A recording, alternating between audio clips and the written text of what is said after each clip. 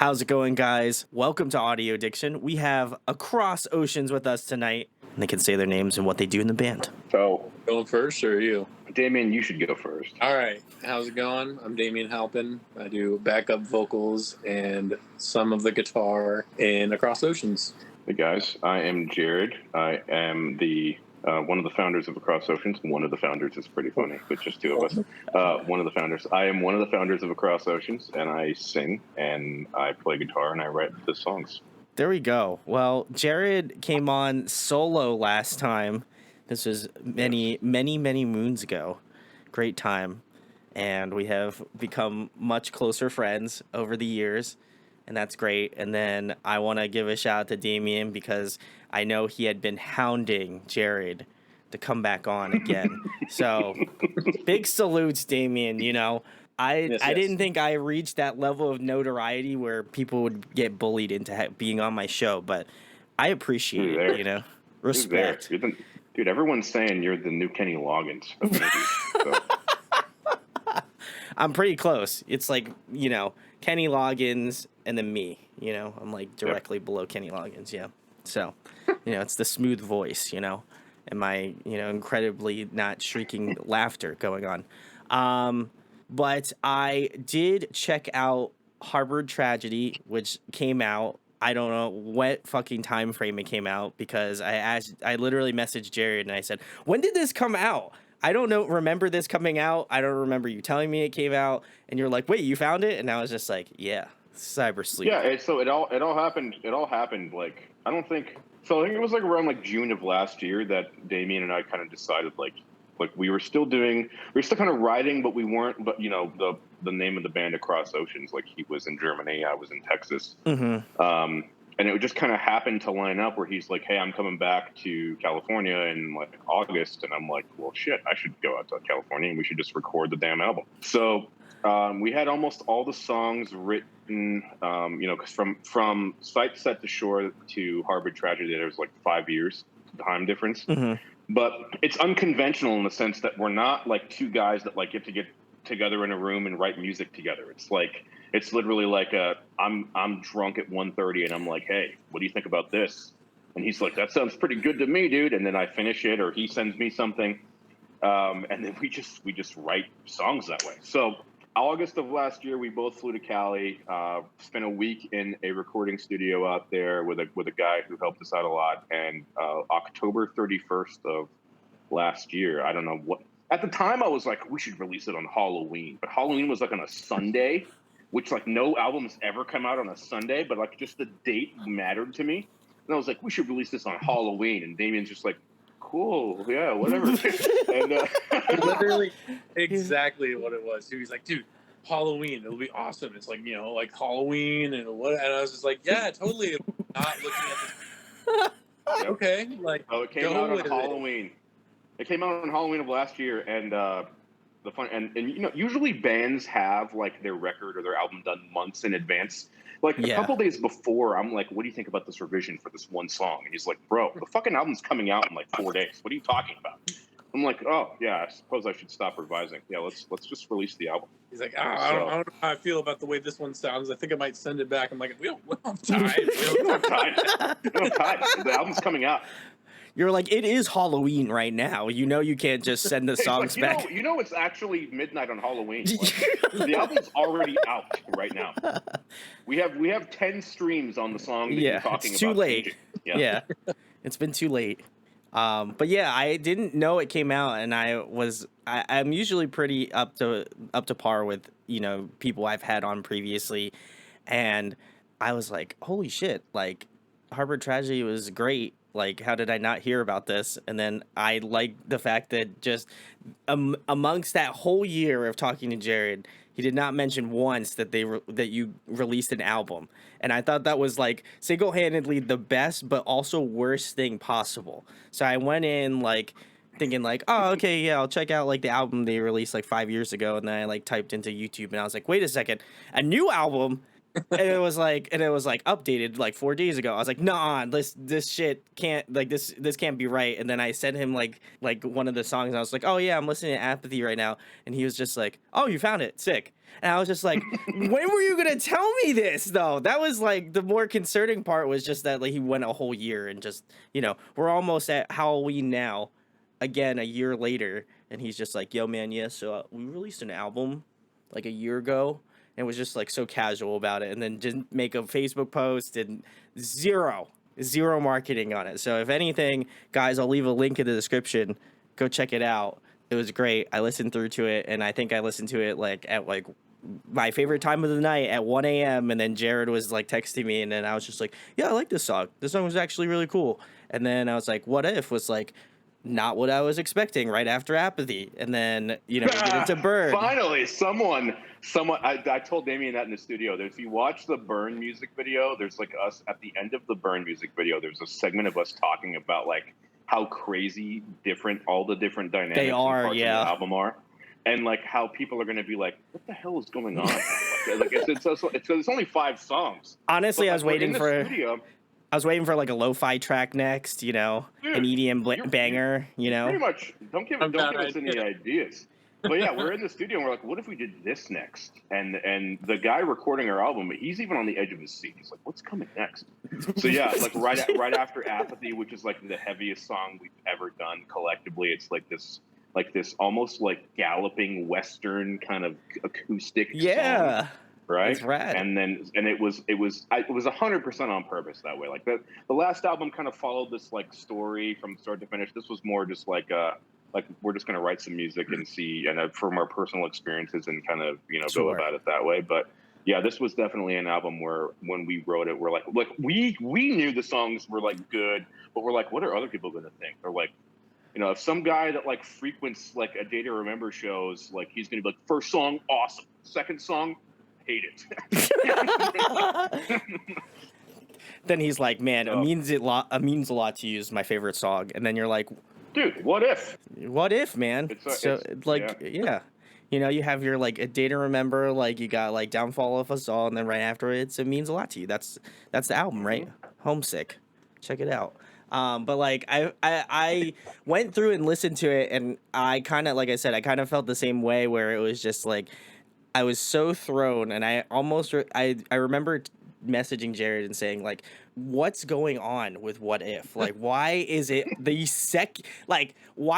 second song on this album? Like, it doesn't, like, logically in my head, I'm like, shouldn't they put it like closer to like the 4th track? Yes, like, sonically, yeah, you're right. If they swapped it out with like Destiny or like even Burn, I would be like, okay, that makes sense. It's like a palate cleanser. That would make sense. But like you started off with Apathy, and you're like, yeah, this is sick. And then you get to What If, and it's just like, all right, guys, just hit me with that. Hit me with like that City in Color, like, like just that like folksy kind of, folksy kind of like, westerny sort of song. And I was just like, yeah, Jared's vocal's sick. I like this, And I think as I've listened to it more and more, because I really definitely tried to listen to this a lot during the week, because I knew I was having you on, and the more that I like sit on it, I'm like, okay, it's like breaking down my stereotype. If like it should be like it in my head, I'm like, it should be track 3 or 4, but hey, whatever. I'm not in Cross Oceans, so I don't make the decisions, but as I listen to it more, I'm like, I do like that What If's like the second song, because then you're just like real flustered, and you're like, what's Burn gonna sound like, And then you get into Burn, and you're like, oh shit, this is good. And then you get into Destiny. I think we need to change our band name, because we're not technically across oceans anymore. It should be like you aren't. It should be like 3 states over, stateside, or like across state lines. across state lines. Yeah, that would be better. Then you would get mistaken for like a country band at that point. Yeah. That's what we're going for. Oh, okay. We're going full Bill Murray on the next album. Oh yeah, baby, let's go. A little bit on like the order of the songs, right? There's a reason that it was the way it was. I mean, we kind of joke about it, like he was saying when we were recording it. But so Destiny and A Tragic Ending, they kind of go hand in hand. They are both about the same thing. From one was from Jared wrote it, like, so it's about like an experience I had in my life, and so Destiny was a song that Jared wrote about it after I had talked to him about how I was feeling, and then Tragic Ending was just from like a point of view from for me, and so when we put them together, we were just like, I mean, they kind of go together. It makes sense. Like we'll put them, you know, and Jared would when we got the final version of Tragic Ending, he was like, that's going to be the last song. Like we're going to end on that. And so we put them together, and then there was almost like this mentality of like, well, we don't want to put like the only two like heavy songs right off the rip, and then just be like, okay, so now here's the rest of it. Like we wanted to, you know, get we wanted to give people like almost it was almost intentional to give the people that roller coaster of like, oh, Sure. this is, and like, whoa, wait a minute, we're slowing down, because we've embraced that, right? That we do both, Mm-hmm. and we wanted that to be kind of apparent, and I don't think that necessarily discussed that, but I feel like that was like kind of what we were going for when we did it.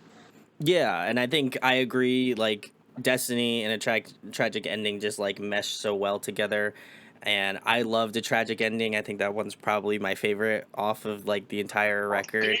All right. You know, yeah, baby. You know, like I thought that one worked out so well, and like I think my initial reaction to be jarred by just like the arrangement of everything kind of dissipated after I got like into Burn and I got into Destiny, and I was like, okay, I get what they're trying to go for, where they have like songs that are a little bit more softer, that have more of a like acoustic kind of like, you know, I don't even want to say like emo sort of vibe, but definitely has a lot more stronger emotions around it.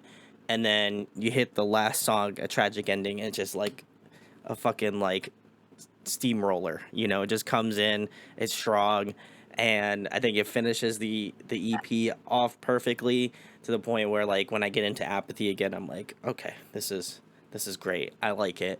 It reminded me a lot of probably one of my favorite bands.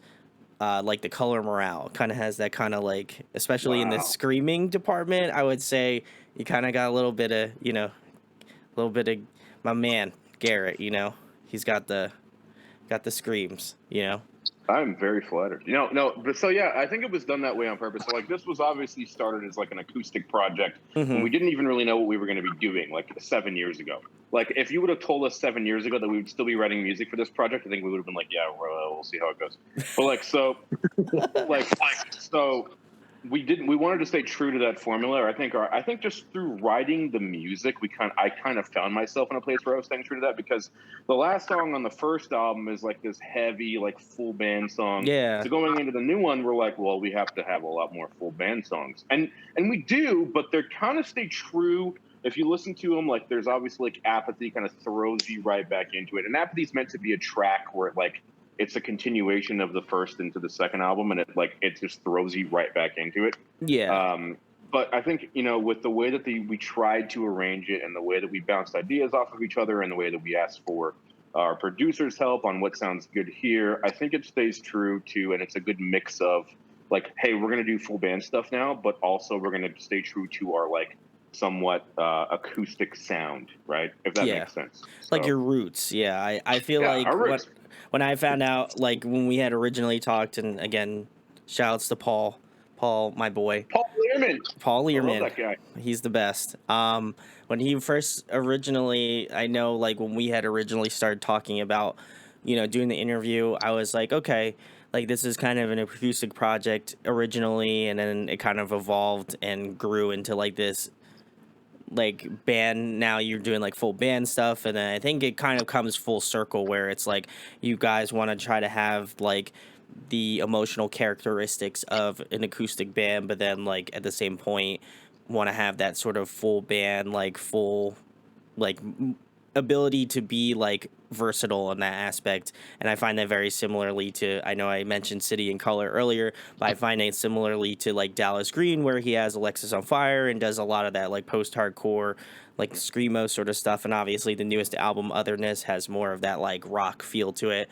And then he still has City and Color and does that like acoustic, more softer, like more melodic sort of stuff. So I think that you guys kind of encapsulate that in one band where you're like, okay, for people who like more of the softer side of things, we're still going to release those like acoustic songs that, you know, just like tug on the heartstrings, you know, but also at the same point, you also have heavy songs that you're like, I could like punch someone in the face if I really wanted to, you know? So. Yeah, it's got a good blend. It's got songs we can send our parents and our girlfriends, and then it's got songs that we can like send our buddies. Yeah, to throw it down in the pit, you know? Yeah. I don't know what song he's talking about that we're going to send to anyone's girlfriend. I guess not. All right. What? You know, it's a big X from Damien. He's like, babe, this is a song for you. Like, no, I just meant like it's palatable. It's palatable. Like, that's you fair. Listen to. Style. Okay, I see what you're saying. I feel that. Then I'm like, this is how I feel about you. Apathy. Yeah, that would go over pretty well, I'd argue. But it did. Yeah, okay. Go ahead. Well, we'll find out. Let me know in the comments how well that's said. But in terms of, I know I asked Jared this the last time, but now that I have Damien on here, your whole band is based around the name Across Oceans, and now like I know Jared and I had that exchange of like how you guys got the project started, but like how did you guys actually meet and, you know, ultimately think like, oh yeah, Across Oceans, this is like, we should do some sort of project. Have you guys been in bands before? Or was this just like, I need to know like what had originally kind of happened where Damien met Jared in this like, you know, buddy cop story. I'll let Damien field this one. Yeah, so band-wise, I've never been in a band. I know that Jared used to go and do like play music with his dad live with people. I'm not like speaking wrong, right? That's a thing. Like once. Yeah, we did it once. It happened all the time. Go ahead. It happened all the time. It happened. I can't remember how often it happened, but either way. And so for me, like I've just been around music my whole life. I've brothers who were in bands and stuff like that. But I joined the military at 19 years old, and so I've never really had that opportunity with like getting into music that way. I've always been musically inclined. Like, you know, I've messed around on everything. I play guitar the most, but realistically, like I'm still a pretty like average guitar player. I'm not anything impressive. But and so with that though, me and Jared actually met through his cousin. So his cousin lived down the road from me and was my best friend growing up. Oh. Yeah, and so, you know, through growing up, whatever, we grew apart more, and then, but so he was never really into the metal scene. His cousin, that is. Oh, okay. I was gonna say Jared. He seems like he's meant for life, baby. You know. Yeah, and so I grew up with like some friends who kind of got me into that scene, but then I wasn't around a lot of people who were into it. So like I was saying, like his cousin was my best friend, and he wasn't really into it. But then Jared would come visit him, and we would all hang out together. And just so happened that he was kind of into that, and so I'd be like, "Hey, dude, like listen to this." And dude, that's awesome. Like, and he was like one of the only people that would like relate with that music with me. And I was like, yeah, like I like you. You're cool. Wasn't always that way. I was the annoying little brother sometimes. Yeah. Okay. So we used to do these like dumb videos. Me and his cousin, we would go out and we'd shoot these videos, and we kind of just like it would always flow really well. Like we would just like bounce off, and then Jared finally would come along, like while he was visiting, and he'd be like a part of that. But he would always. I don't know if it was intentional. I was abrasive. I was so abrasive.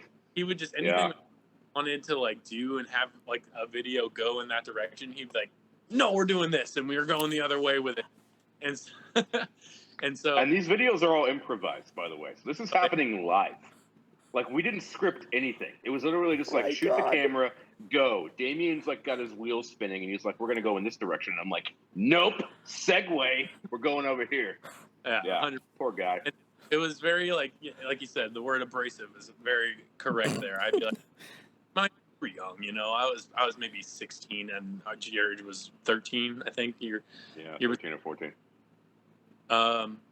And so there's that at first, but then as we got older, like I was saying, we got more into that music. I started to talk to him a little more, and it was actually really, really weird because I wouldn't say there's anything that like happened that like made us talk more.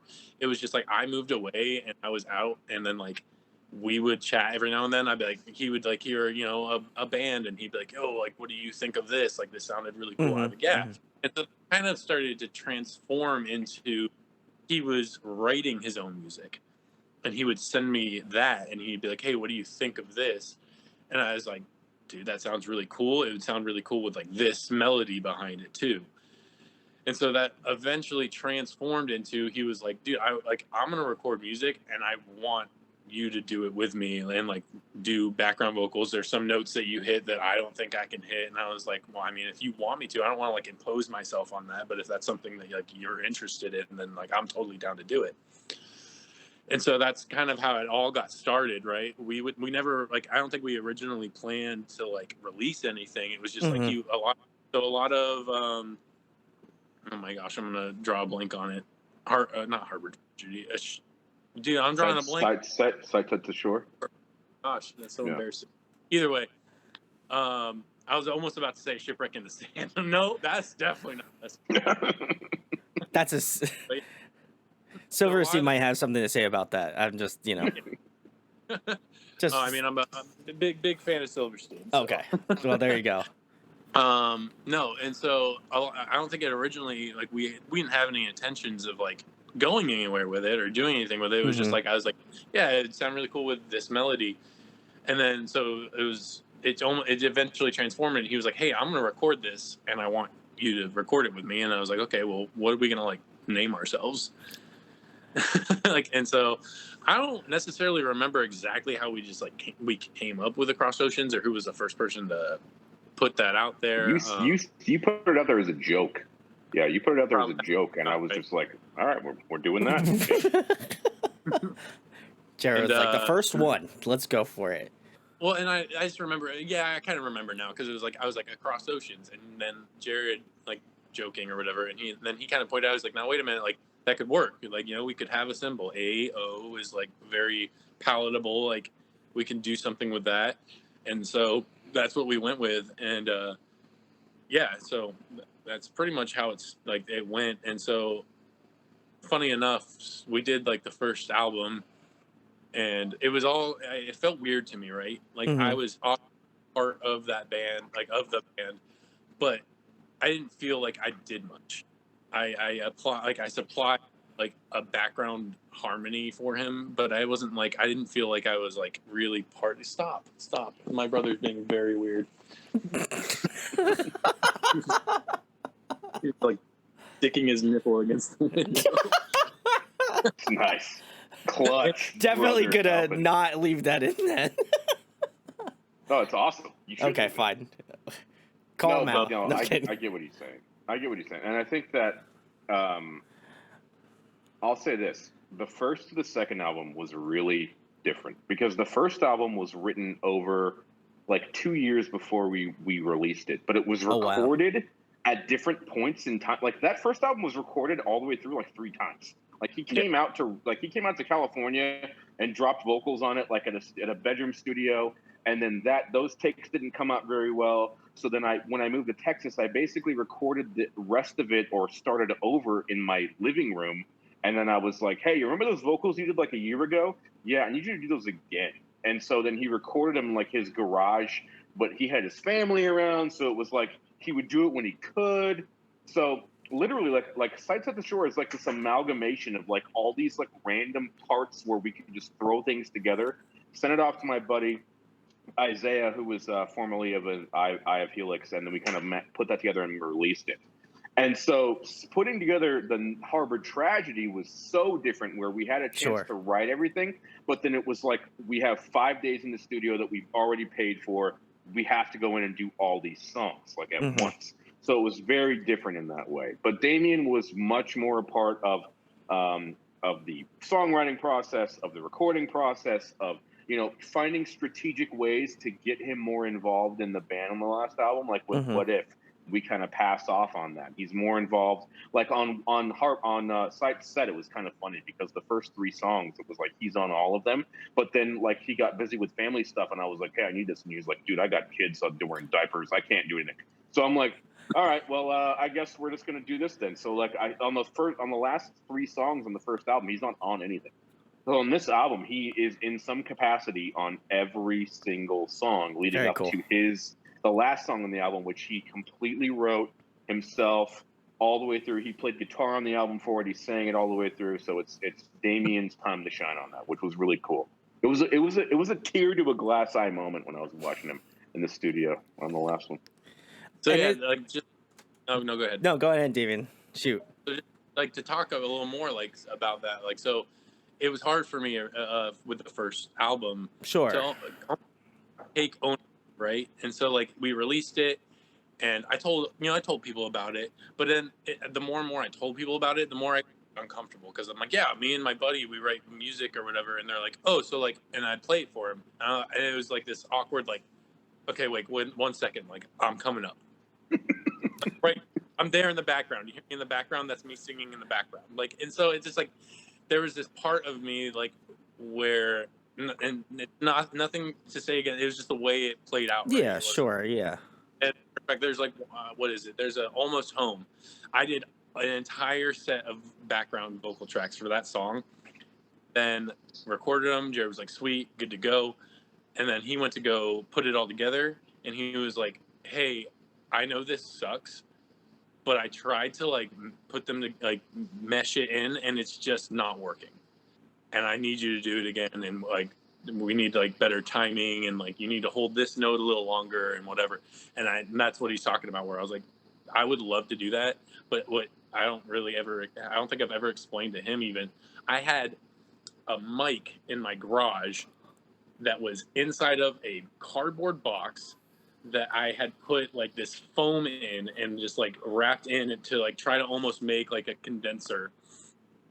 And anytime I was recording, I was taking my entire Mac from my living room, pulling all the plugs out of it, bringing it in there and hooking everything up to do that because I had 3 kids and the only place that I could get it quiet enough was in that room. And so, and this is like 2 days before he's trying to like, oh my god, mastered and finished. And he said that, and I was like, it sucks, but I can't do that. I don't have the time right now. And so, yeah, so there's just a whole big portion of that album that like I didn't have any ownership of, and I felt weird to people about. And so when we did this one, the Harvard Tragedy, there was a point like where Jared, he wrote these songs and he was used to like singing them, and I was doing background vocals, and I pulled him aside and I was like, hey, look, like I know they're your songs, but if I don't get a chance to like kind of include myself in these, it's gonna feel like that all over again. Yeah. And I'd really have the opportunity to kind of maybe like come to the front and sing a little bit on some. And he was totally understanding of that. He was like, dude, like I'm totally like weird about my music, and I haven't even been thinking about that, and I'm so glad you brought it up. Like I was just like, I wrote the songs, and so in my head I was singing them, but he was super cool about it, and we worked it out. And so I feel much better about this one where I'm like, yeah, this is my like me and my friends like Jared's band, you know. Yeah, I feel like it came out, and I went back and listened to the first record, and just kind of to compare, because I think like obviously I know Jared and I've known him for a long time, and I'm like, okay, how much has stuff changed over those years? Because I always think that like, because I've had the channel for such a long time, and I think Jared and I interviewed probably like at least 4 years ago, like I have to go back and listen to the first record, because I feel like in order for me to understand Harvard Tragedy more, I need to know where that kind of first album stood. And I appreciate all the like background information on like why this album is like one that I hope you guys push a lot more, because it does feel like more collective. Like there is something behind it where you're like, okay, like this is Jared and Damien's band. Like there's something about it that like I felt like with the first album you didn't quite get right, and then with this album it's like, okay, it makes more sense. Like What If definitely threw me for a loop, but now like as I kind of continue to go on and listen to it, like I find more like love for it, because it's just like it's so off-putting, but in the same way it fits the like motif of like the rest of the album. And I thought that was very cool. And for me, it's like such a step up from the first album that I was like, okay, they really are like putting a lot of collective thought into it. I know that a lot of bands, as of right now, like the two that I can think of off the top of my head, are, I know like Taylor Swift has like re-recorded her like old albums. 4 Years Strong just re-recorded Enemy of the World again, which is really cool. Love that band. Would you guys ever go back to that first album and re-record things the way that you felt like they should have been? Because I feel like for me, like knowing with Harbor Tragedy what you guys were able to do you feel like now that maybe if maybe there was more time or more thought behind it, that you would like try to do the things that you wished you had done on that first album? I think so. I'll say this. It's a really good question. I think for me in particular, because I was the one who wrote all the music on that, Mm-hmm. like you have to think about, like, in order to answer this question, I have to think about where I was at that specific time. I was at a Sure. very different point in my life where I was basically writing songs during the course of a relationship as it was happening. So in Sight Set the Ah. Shore, I didn't know how the album was going to end. So like there's only a few songs on the first album that I really connect with. Um, but I'm at the point now where like I don't want, like, when people ask me to play music, I don't even really think about those songs anymore. So I think for me, like if I had an opportunity, there's one song on that album that didn't come out the way that I wanted it to, and it was probably the song that was the most intimate and the song that I connected the most with, and that was November. And that's a song that I wish, like, every time I have an opportunity to play it live for a group of friends, I do it. And it's just Mm-hmm. a song that didn't come out the way that I wanted it to. So if by some weird thing I was able to re-record November and like make it what I wanted it to be, like I could see myself doing that. But I guess I just view us as a band that, like, I don't really see the need to, because we're not a band that's trying to gain notoriety and trying to sign a record deal. We're just a band that gets together every couple of years, records music that's very passionate to us and very close to us Mm-hmm. and in the moment, and that's what we're putting out. So like even though, like, November is out there to the world, all 23 people that have ever listened to that song have already heard it, That's me. right? I'm Like, one of the so that 23. song, it is what it is, right? It's like it's not going to change. So, but then there's interesting things you can do beyond that. So I kind of knew that going into the album cycle, that it was a song that wasn't going to come out the way that I wanted it to. So then what did I do? I recorded a live video of me singing that song, and I Mm-hmm. put that out. So there's, and obviously I didn't admit that at the time, like 5 years ago, but yeah. So to answer your question, I don't think so, but I mean, you can never say never. I mean, you get the itch, and you kind of do what you want. I mean, so we're almost a year away from Harbor Tragedy. We've already written new music for a potential possible third album, and Sure. I'll say this, it's much different than anything that we've ever done before, in the way that, like, we're stripping away all of like what we should be, like this is what this should sound like, and I'm just writing music that connects with me, and I'm sending it to Damien. And ironically enough, when you're true to yourself, like, who would have thought? When you're true to yourself and you're true to your process and your craft, like everybody, all the few people in my circle who have heard the stuff that I'm writing now, it's like, this is the best stuff you've ever done. So yeah, I don't think we would ever re-record that stuff, but you never know. Any thoughts, Damien? So obviously, as we've discussed, like those were Jared's songs. So when he Sure. says, he was in a place and he's not in that place anymore, I 100% like respect that, and I would never like try to push that boundary. For me, and he doesn't know this, I've never said this to him, but as I've said, like I'm very like musically, like I can hear, like in my head, like I can hear like a full produced like song when I listen Sure. to those. Yeah. Yeah. And so for me, not necessarily that I would need to, but when I listen to those songs, like not necessarily November, but December. When I listen to like December, The first track we ever wrote together, by the way. Go ahead. you said what? December was the first song Across Oceans ever wrote. Yeah. But go ahead. So like when I listen to like December, or even like Almost Home, there's tons of potential there for like a full band like song. Yeah. Not even necessarily in the same what's the word I'm looking for? The same style even. Yeah. So like I could see being like even like a little heavier or like sped up or any that kind of stuff and turned into a full band song, and it would sound really good. But the like he was saying, he's not in that place, and like those are that's his emotion. And I wouldn't Yeah. push that.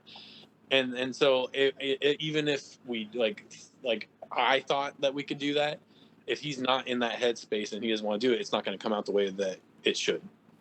Sure. And I also feel like I know Jared and I have talked about like just working on new material and trying to like figure out like what's Across Oceans gonna do next in terms of like sound and like what you guys are going for. So I could like totally see, I could see the songs being reworked in a way where like it might fit a little bit better in like whatever comes about.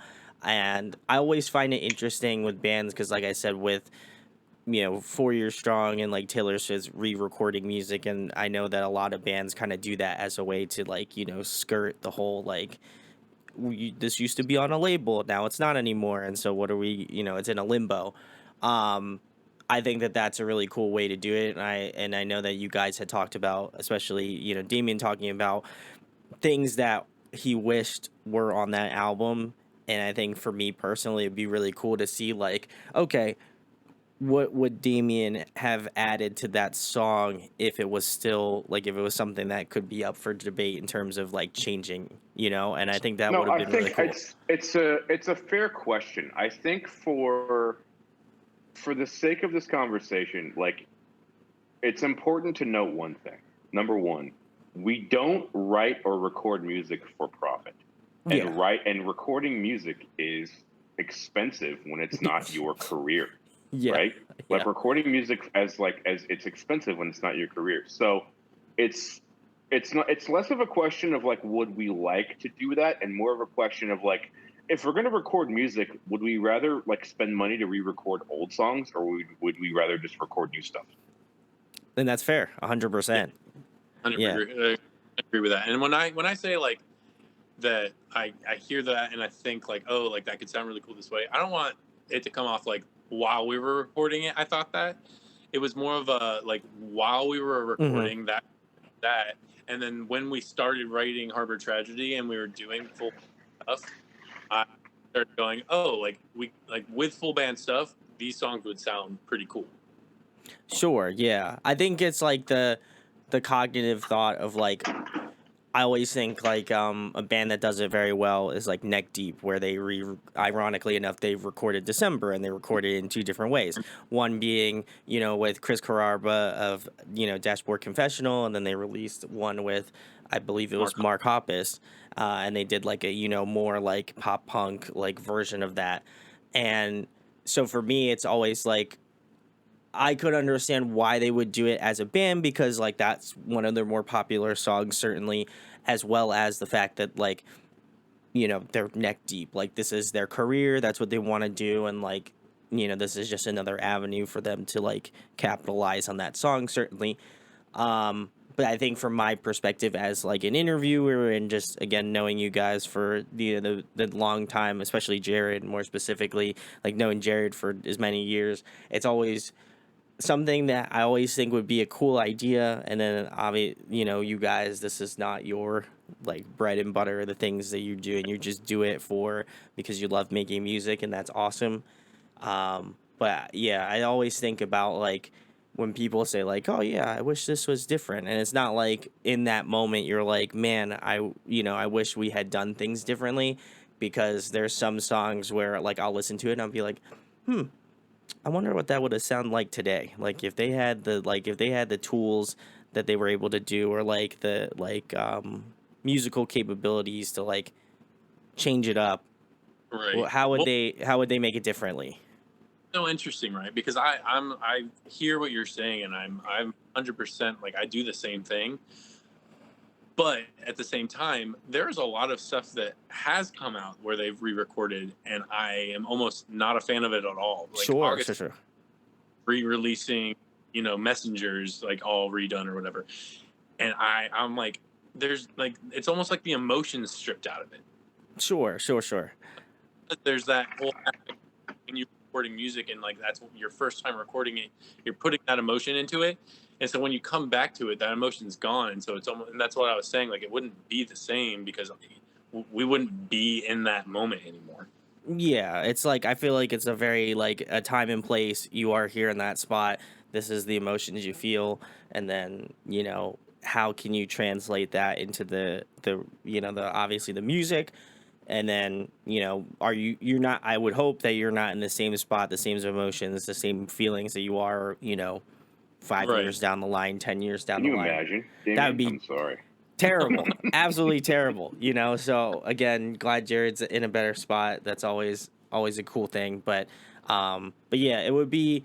Like I said, I liked Harbor Tragedy so much that I thought like, man, it would be cool to see if some of the thought, like the missed thoughts that could have been on that album could have been like the first album that could have been cool. But um, Like speaking. this concept, like idea of like like it just we had a better setup for recording the second time Sure. around, Yeah, and so like there's if you a could lot there. rewrite history, like if you could just turn Yeah. back the times and just write the album you wanted to write. But I feel like that's kind of like I feel like that's kind of the positives of like failing in that aspect of like, okay, this is not what we wanted, and then Harbor Tragedy is such a like great follow up where you're like, okay, these are some of the things that like maybe we didn't quite hit on the first record. How can we make it better for that second record? And I feel like Harbor Tragedy, you took those notes and we're like, this was not our best work, but like I still love it for what it is because it's my baby.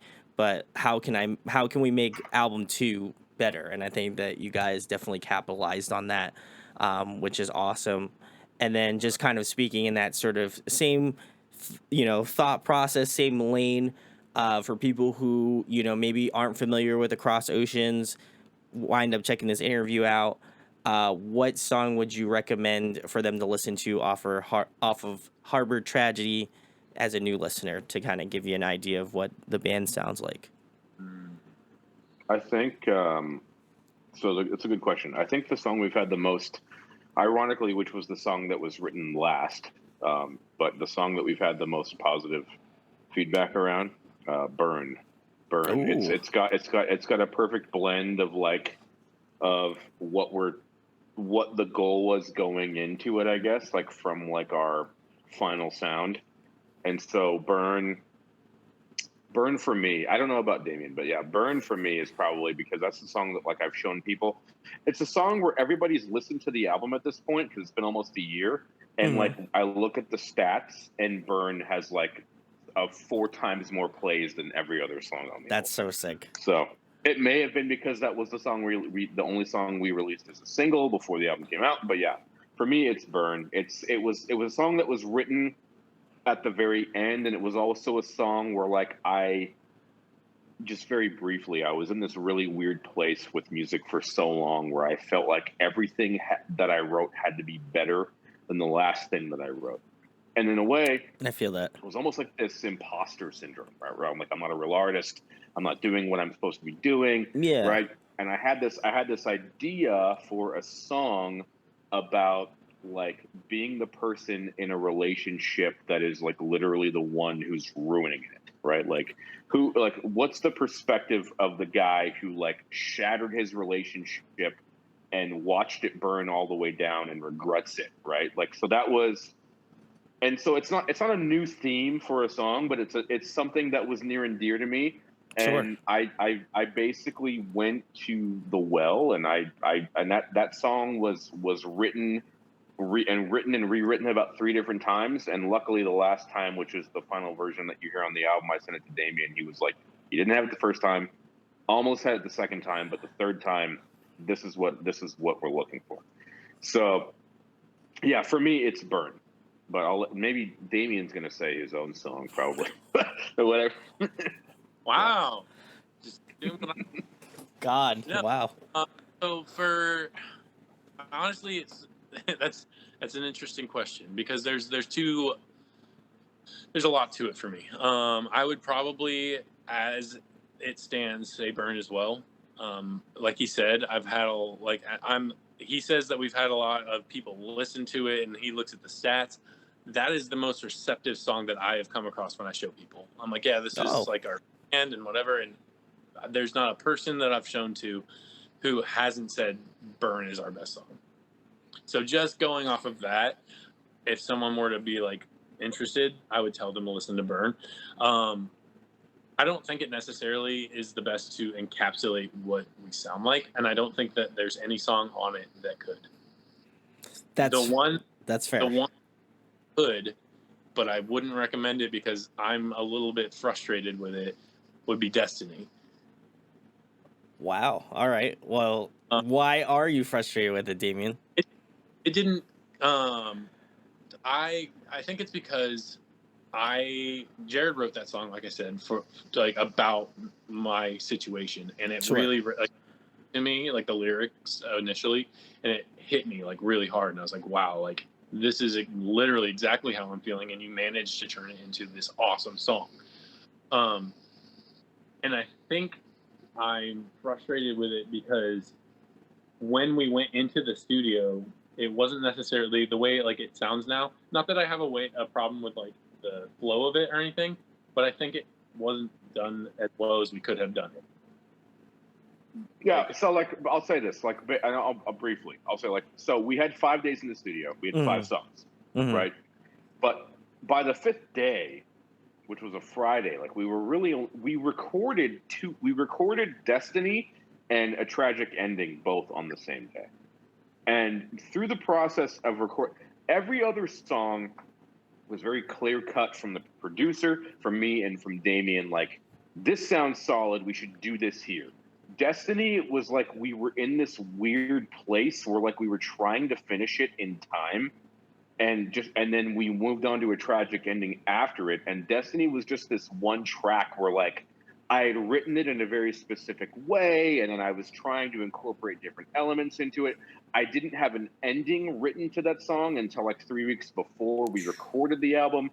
So it was just, and it had really been, because I wrote Destiny in like January of 19 and we were recording it in August of 21. And I really hadn't played that song for 2.5 years. So I had to reteach myself how to play it. And by then, it was almost like I captured this magic the first time that I recorded it, with my emotion level and everything that I'd kind of put into it, to the point where it was almost lost when it finally became like recorded on the album.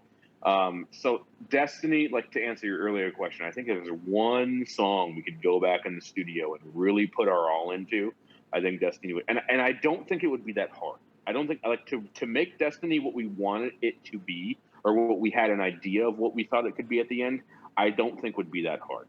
No, so and that's what frustrates me, right? Is I know that they're like, so basically what he said, right? So Destiny and A Tragic Ending were recorded in the same day. That was our first experience inside of a studio, like a legit studio. Sure, yeah. Really sure what to expect as a final result. We were doing our vocals. We were both kind of like, I don't think I really like that take. I kind of want to do it again. And then the producer was nothing against him. He did a great job, but I feel like he rushed it because he was like, oh no, it's okay. We'll just we'll take care of it. We'll fix it in post. We'll fix it in post. His favorite sentence. So, being our first, experience, we both went, oh, if you think it's good enough and like you'll be able to make it sound good, then we'll trust you with that and we'll move on. And realistically was like, it wasn't like he was trying to be like negative towards us. He was just trying to help us get through and finish. Yeah. And so so when it finally came about, like I know we both were like, I didn't really like that take. I want to do another one. And he kind of pushed it on us to like, no, it's okay. Let's just move on. And so when it finally came, like, there was no, like, we heard it and we went, we don't like that and we want to go back and do it. we were done. We, like he said, we had those 5 days, and then it was like I had to go back to Germany. He had to go back to Texas. There was Mm-hmm. no like time to go back and redo it. And so just with that one song, there's elements in it that I don't love. Even now, like I don't want to like call it out or whatever, but it sounds robotic to me. Mm-hmm. Okay. Yeah. And that really frustrates me because that song, if done correctly, there's a lot of emotion in it, and none of it's there. Yeah, I think for me, like listening to Destiny and like going back and listening to it very recently, because I literally have the album pulled up here on my other monitor, and I could definitely see why, like, I could see the vision. Like I think for some people, like if a song is not like 100%, like people are like, yeah, that's dog shit. I don't like that. That's not good, right? Um, and I always get flack for it where people say like, oh, well, you're just too nice about this sort of shit, right? Like, if you don't like the song, just be upfront and just say you don't like it. And I said, it's not that I don't like it. I think that there's a vision there that just didn't quite make it to where it should go. It doesn't Right. necessarily mean it's a bad song or that I don't like it. It's just that there's far more potential that could be there that, for whatever reason just didn't make it onto the album. And that's fine. There's probably plenty of songs that have that like that little essence of like, okay, I can see where they're going from, and then I think with A Tragic Ending, it was like, okay, if they had the time to do it, like I feel like they would have done something where it's like, okay, that would have measured up to those songs, and whatever it may be, like obviously it was more inference, and now I kind of like obviously understand the situation, but it was like I was like maybe they just felt maybe there's like a little bit of rushedness to this song, or like maybe there was something about it where it was just like not quite what they were going for, but like in my head I'm like, okay, I could see where this was going if there was enough time to be had on it, Yeah. and sometimes some songs end up being that way, and that's unfortunate, but I can definitely see where you guys were coming from on that, and I agree with Jared that it would be very cool to hear that redone or revisited in some way, but I also realize like the necessity of like if you're in a band and you don't do this for a living, it's just like we have to move on to the next thing, and then hopefully the processes that you've learned from doing stuff in the studio and like gaining that sort of knowledge will kind of transfer over into the next album and be like, okay, we want to make sure that like a song like A Destiny is going to be exactly what we want before we hop in the studio or before we pre-pro or before we whatever, and then have it really kind of locked and loaded, so then when you go in the studio, you're like, okay, this is our vision. This is what we want to do. Like, let's hit it, And I think that Yeah. it's, it's very similarly to like how I've been doing interviews over the years. Like, I kind of look back after every year and be like, what can I do better that I didn't do this year? And I'll watch some of the ones where I'm like, I don't know if I was really feeling that one. That one's not good. Like, why? What are things wrong that I did? Or like people are like, yeah, well, this one wasn't as good as some of the other ones you've done, right? And it's like, okay, how do I become more invested? Like, how do I give more of a shit in some way? And I kind of feel that like with musicians in that aspect where it's like you can see the potential there, and then just unfortunately, for whatever circumstances, just doesn't wind up being what you want. And I hope that if anything, it incentivizes you to just be like, okay, this is not what we want, but how can we make it what we want on the next album? And I think that ultimately just like, I think that hits a core, because it's like, I know you guys are going to write another, like, I know the next record is going to be great because you take in all of the shit that you learned from, Harbor Tragedy, and be like, okay, how can we like metamorphosize this like shit that we did wrong into like the new album and make it all correct? And then I think it's just like a snowball effect of like the next album will be better than that one, and yada yada yada. I mean, obviously that's what you hope, but next album No, could be like an I think EDM you album for make, all I know. yeah. We're going House full. We're going house full mode, Skrillex. All right, cool. Yeah, you make a really good point, and I think that for Destiny specifically, I'll just offline. I'll send you the first version that we did of this one, and you can kind of hear like what the intention was behind it, Sure, and you can kind of compare the two and be like, hey, this is why we feel the way that we feel. But so like the goal for the song, right, is something that was a personal thing, and the whole idea is like it happened, like the start of the song is happening, and you're going through these hurt emotions, and then that turns to anger, and so that's why that there's that heavy part of like how could you do this, and then the end is almost acceptance, and it kind of leads into like a tragic ending and almost considering the other person's feelings, right? Yeah. 5 stages of grief, dude. It's 5 the full stages circle. Of grief. And so yep. The whole idea behind all of that, and so when it didn't come to fruition the way I would have liked it to, that's why it frustrates me when I listen to it. It's just not there, the emotion's not there. But and also at the same time, because I feel like I can't enjoy that, that frustrates me as well. So I wouldn't necessarily recommend it to people, even though realistically that's probably the best example of like, hey, this is these types of sounds that you're going to hear when you listen to our music, because it has kind of everything in there. Yeah, I definitely agree with that. Like I said, I think for me personally, I like the first and the last track off the album. Those are my two favorites personally.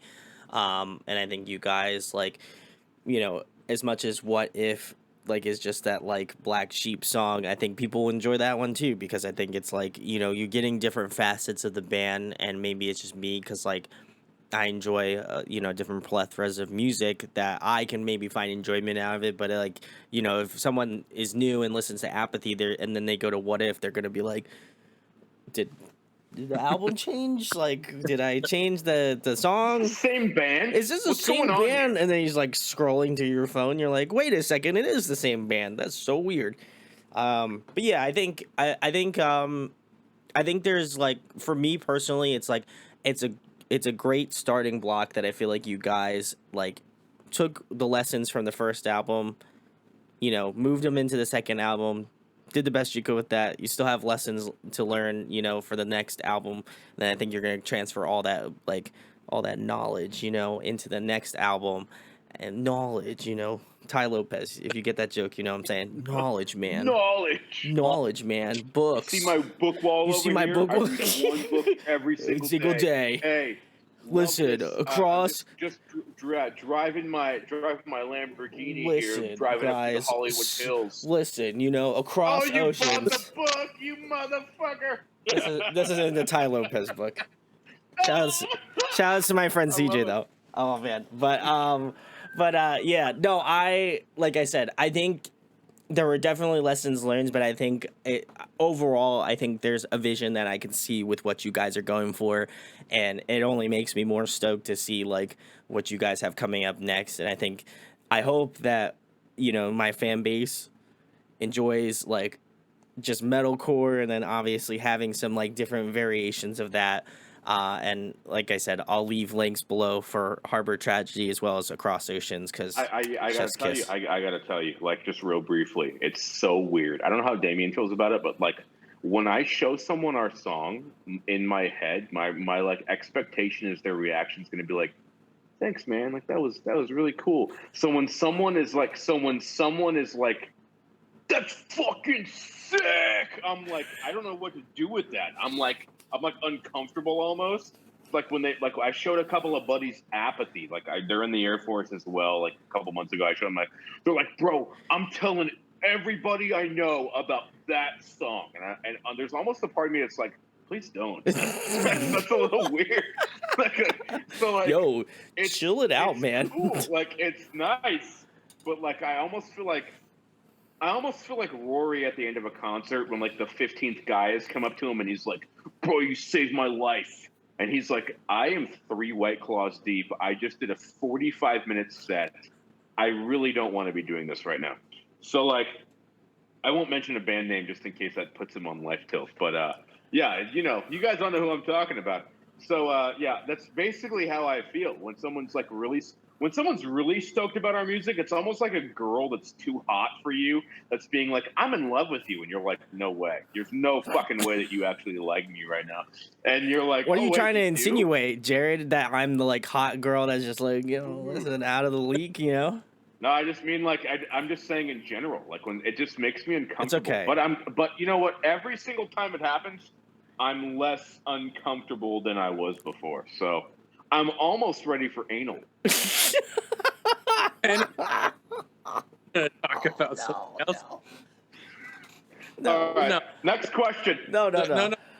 I'll touch on that as well because he was saying he doesn't know how I feel about it. And funny enough, I actually had an experience where I was showing people, like we were at somebody's house doing karaoke. We'd all been drinking or whatever, and then I sang a song. And they were like, "Oh, you should like sing in a band or something." And I was like, I do." Like, surprise, motherfucker! Open your Spotify.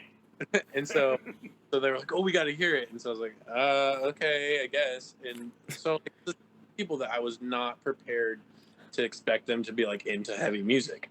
I'm like, okay, you guys aren't going to be into this. And so I the first song I played for them was like, "What If?" And they were like, "Yeah, this is nice." Like, yeah, like thinking like it was. I was like, I mean, we have other stuff too. And so I played. Although they really wanted to hear my song, right?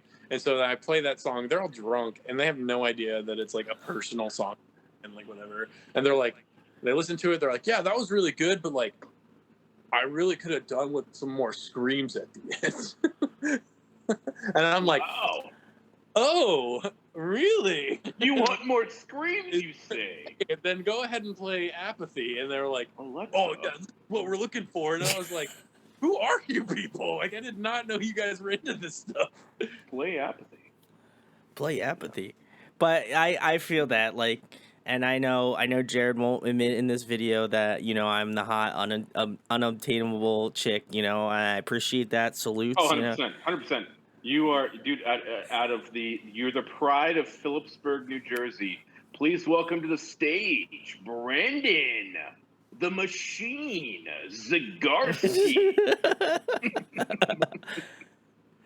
I don't. Jared plugs my channel all the time, so big love. You know, I always appreciate it. But like I said, I really enjoyed this album, and I think that for me personally, it's just like I can see where the vision is and where it's going to be heading, and I think that that's cool to me. So very excited. Obviously, guys, got to ask some fun questions because, you know, it wouldn't be an Audio Addiction interview without some good, you know, fun questions. Been asking this one a lot. Love it. With the advent of a lot of bands reuniting, getting back together, doing all that sort of shit, what would be one band you'd love to bring back from the grave? Damon, you first. You go first. I already know Jared's answer. No, he doesn't. He doesn't know my answer. And then we've never talked about this band ever. Okay, Ooh. well, then I'll be really surprised if when I say For Today, Jared's not like, "Oh!" No. For Today is a really, really good. Yeah, For Today is a good choice. Answer. Yeah, I would agree. A really solid answer. But my answer is a band called The Sleeping. Oh yes. They did a lot of their guys they went into a thing called Night Verses. Yes. Right, where they did a lot. They started as like singers, but then they went to instrumental stuff. The Sleeping, man, like I've never talked about this with Damien, but like those two albums, 04 and 06, like dude, those shaped my high school. So like just listening to Douglas sing on anything, if I could bring The Sleeping back, I would bring The Sleeping back. But For Today, it's a really solid answer. 19-year-old Jared, apparently, because I didn't even know about The Sleeping. I don't know who that is, and I'm just a little bit disappointed that you've never told me about them. Well, playlist coming your way, buddy. All right. Yeah. I will also agree. I gotta agree with Jared on The Sleeping. That's fantastic. I found out about The Sleeping through Guitar Hero 3 because they had a track on there. And Don't hold back. Don't hold back. Oh, don't hold back. Yeah, it is awesome. So, and that's how I was like, yo, this band's so sick. Like, they have such a interesting sound. And I was like, yo, I gotta check out the rest of the album. Chef's Kiss, We love it. It was great. I love that band too, so I do agree. Like I feel like Night Versus is good, but it's like, man, The sleeping, they man. had it. They had it. Fucking good. And I also got to Yeah. give a lot of love to Damien's pick for today, Maddie Montgomery. Oof, So, chef's kiss. my pick. It's what I was expected from Jared, but I guess the sleeping that he never talks about is more important, so that makes sense. You know what? After all these years of marriage, I can still surprise him. Anyway, go ahead. No, I feel like I feel like go Damien, go. Sorry. So the band that I probably would have picked is actually already getting back together. So, Yellow Card. Yellow Card's getting back together? Oh, Yeah. shit. Yeah. Hi, friend. Hey. Hello. Yeah. Sorry. No, I agree. Yellow Card is also another band that like I grew up with as well. So I totally agree with that answer. That one's a good one too. So love those answers, guys. All right, keep the fun questions going. Keep the fun questions. Damien and I have been. It's 35 minutes per question. It's like a minute per question. Let's go. What, you speed running this shit? No, rapid fire. All right. What are you guys listening to currently? What are you listening to lately? Tell me. All right. Damien and I's answer is probably the same. Today I listened to Architect's new album. Vastly disappointed. The past couple of months I have listened to Color Decay, Devil Wears Prada, a lot. I've listened to all of the new Dayseeker singles, and then the last week, the new Boundaries album came out. R.I.P. Love the new Boundaries. So good. They haven't broken up or anything. I'm just preparing my mission statement for when they do. Boundaries new album came out. And I've also been listening to a lot of Across Oceans' possible new stuff. I'm really pumped about it. I'm really pumped about it. All right. Damien, what do you got? Really curious to hear Damien's answers. Oh, hold on. Special shout out. Really brief shout out. The new Current song, heaviest song of the year.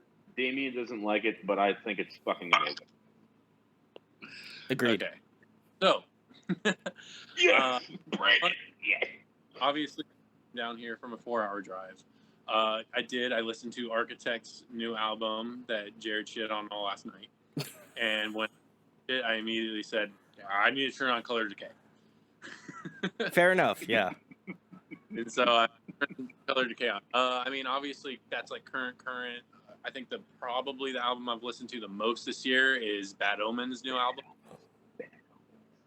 Which, is so good. The diversity. AOTY. Unreal. It makes me laugh a little bit that Jared says Boundaries, because back in 2018, I sent Jared's Boundary songs, and I was like, dude, listen to this. This is awesome. It's so good. And he's like, yeah, whatever. And I'm like, dang, he wasn't into that. That surprises me.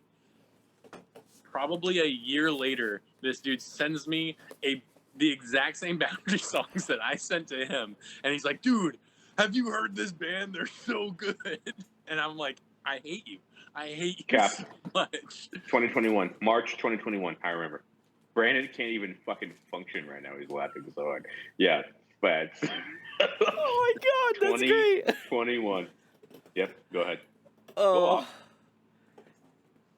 Dude, that was great. Yeah. No, yeah. New Boundaries is very good as well. What else am I listening to? What just came My out? Body is a Cage. I'm not listening. I'm trying to think of another thing that just. You know what? You already mentioned your 1 and 2 pick for the year. All right. Do we have any more fun questions? Yes, we do. One more fun question. If you guys were to compile a musical supergroup, who would be in that band? God. So they already exist. They already exist. Okay, Damien, you go. X Gumby X. No. All right. No, I'm kidding.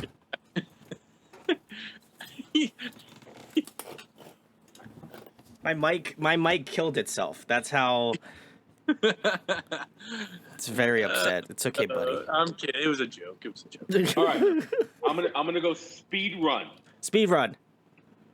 Matt Halpern, drummer from Periphery. Yeah. Look at you. You already knew.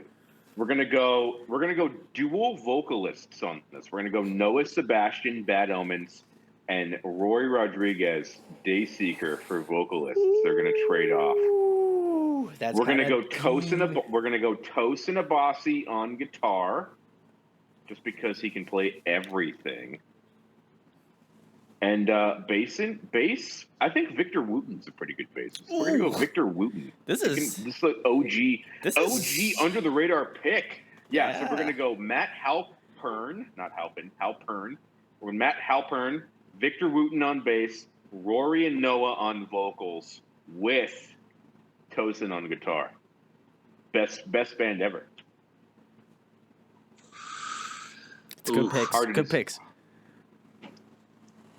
So I suck in the sense of I'm terrible with names. And so when it comes to like people who are like drummers and stuff like that, I know like Matt Greer is like one of the only people I know for drums. August Burns Red. I actually met that guy, and I said when I met that guy in person, I said, "Do you go by Matt or do you go by Goat?" And he was like, "I've actually never heard that one before. That was pretty funny." Yeah. Shout out to Matt Greiner. Great dude. Love him. You said Matt Greer, you son of a bitch. Is it Greiner? It's Greiner, yeah. Greiner. See, this is what I'm talking. Just say what Brandon, band they're hold from. on. Brandon, you live in NJ. Do you ever, or have you ever, or are you going to August Burns Red's Lancaster Christmas show? I actually live in Pennsylvania, but yes, I'm planning on going to that this year. So sick. Yeah, I'm very excited. Night one's very cool. Anyway, let's give Damien his picks, and then we'll talk about it. Oh man, that's honestly it would take too long. Well, okay. He said there was a super group that already exists. Yeah. What was it? But they're not really a super group. Okay, fine. You know what? This is. I feel like. All right, Damien, you can't speed run this. You're gonna speed run it. I feel like you could do it. All right. Oh, the band? Yeah. Okay. All right. I kind of love his vocalists. That's tough to match. Guitarists. Shoot. What kind of? I'm terrible at this. I'm not like. I'm making Damien sweat, guys. Huh? I said I'm making Damien sweat. He is sweating right now. So bad. And it isn't the Florida heat, you know? I don't know. That's tough. I'm not like I said, I'm just like a basic guitarist, and like so like I know what I like, but like as far as like knowing when something's super impressive, like I'm not there. So like in order to pick someone, it would be I wouldn't even be able to begin. I got you. I feel like if you want Damien, if you come up with the names, dude, just say Tim Henson and you know? Just send me a text with all of the names you pick, and then I'm gonna put them on the screen for you guys to see. Steve Vai, Tim Henson. Let's go. There we go. We're lit. Let's go. All right, guys. And the last thing, this one's a deep question, but I love asking it. For people who have made it through this interview, much love you guys so much. But what do you want people to? By the way, what do you want people to take away from across oceans, whether it be, you know, from a musical perspective, lyrical perspective, or a combination of the two? Like, what do you want people to know about why you do this and why you love to do it? Because I know that I love talking about bands. Obviously, I have them on all the time. But why do you do what you do, and why do you love doing it? For me, whatever you pour yourself into, whatever your medium is, whatever your outlet is for expressing yourself emotionally, it should be honest and it should be true to yourself.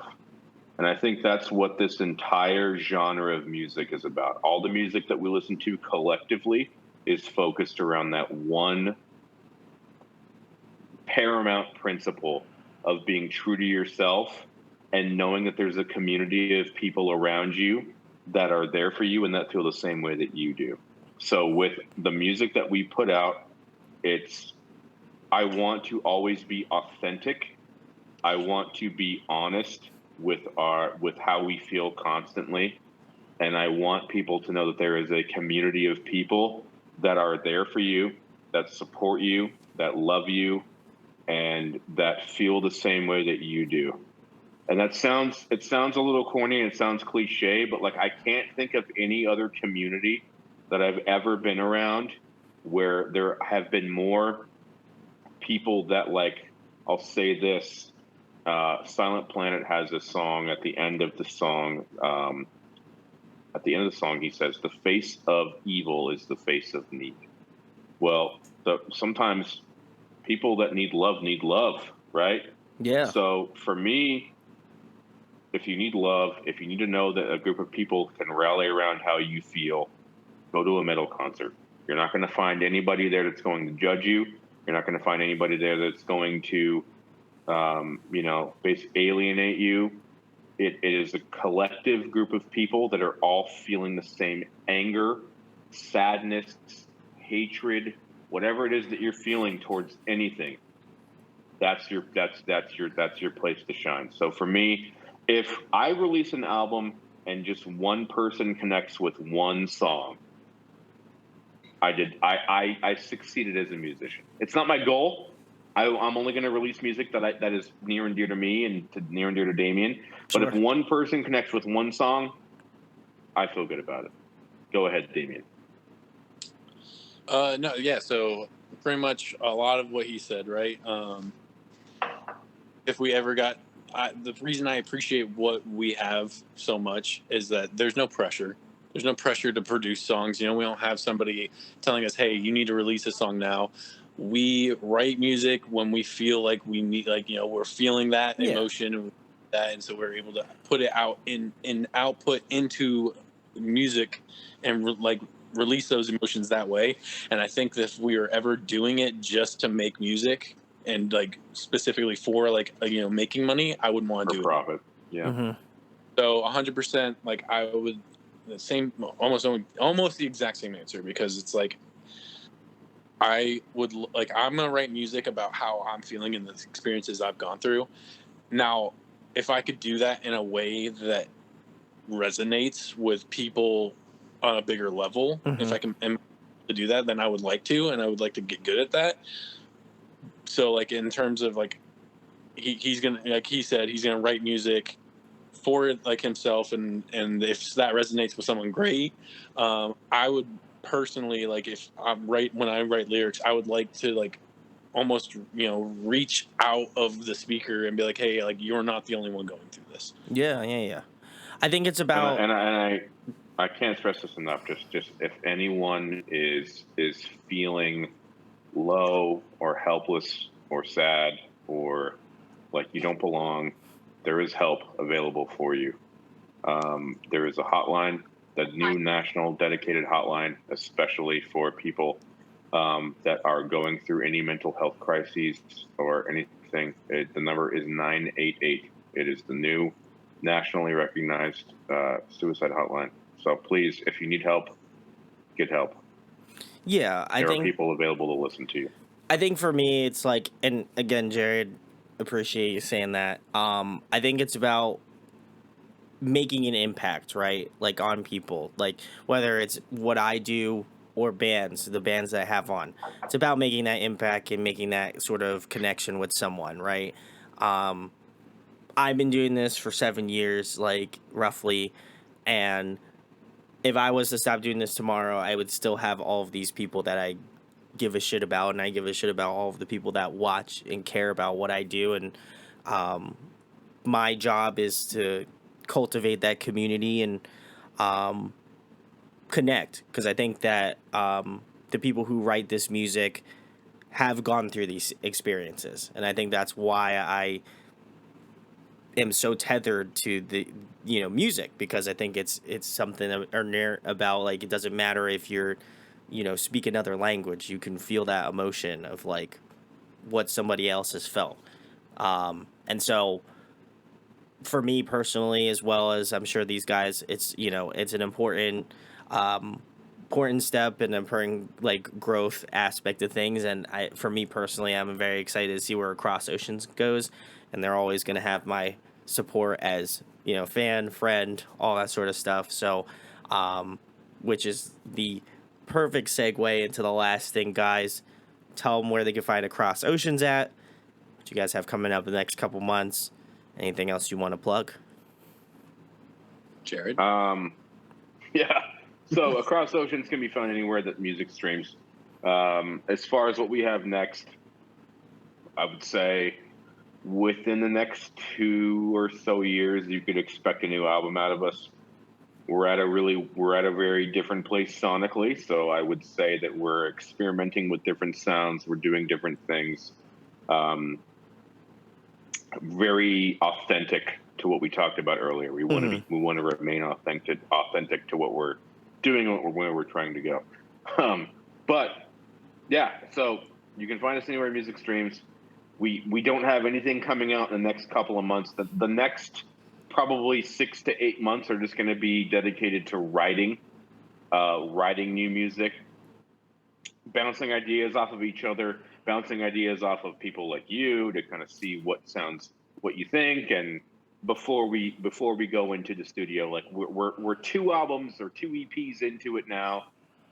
We'll probably only ever release EPs just because I have the bandwidth to really get my head around 5 or 6 really, really good songs.